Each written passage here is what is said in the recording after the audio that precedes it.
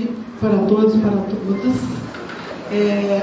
Eu não vou me ater, né, às questões internas, mesmo porque não é o meu papel aqui hoje, mas assim, venho em nome do Geraldo Cruz, ex-prefeito de Embu das Artes, e eles, como vocês todos devem estar acompanhando, né, está acontecendo o 4º Congresso do PT, né, a nível nacional, e eu estava ali, né, atento às discussões e lembrando aqui que também lá, com certeza, deve ter tido muitas brigas, né, divergências. Então, assim, o PT é isso, né?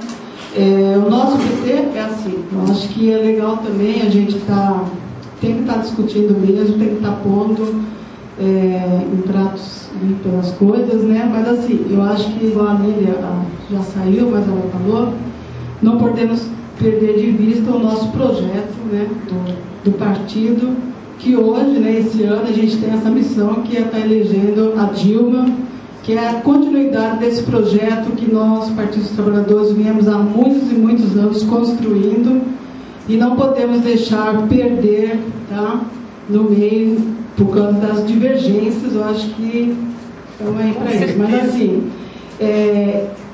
deu para perceber, né? E aí, Mara, eu quero estar desejando para você e a executiva que está assumindo aí junto, que vai ter uma árdua tarefa, né? Porque eu acho que a executiva ela tem que esse papel de estar chamando, né? Estar conversando e tentar reajustar a situação para, mesmo porque, né? Igual já foi falado por outros aqui, a gente não pode perder de vista a administração. E o que é mais importante é a população, né? Nós todos, acho que todo o pessoal do PT, a gente sempre brigou para que, de fato, todas as administrações petistas, ela, de fato, faça um projeto que faça a inclusão, né? E que pense, de fato, na população. Então, assim, em nome do Geraldo, quero desejar a vocês, do executivo que está assumindo agora, toda a sorte, né?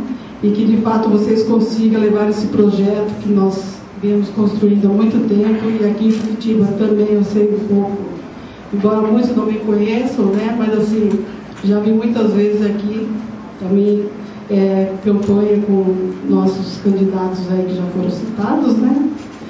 E não posso ver, só isso mesmo. Em nome do Geraldo, quero desejar boa sorte para todos. Eu acho que você, Madeleine, não tem nada que pedir desculpa. O Partido dos Trabalhadores é isso, tá? Por isso a gente está aqui.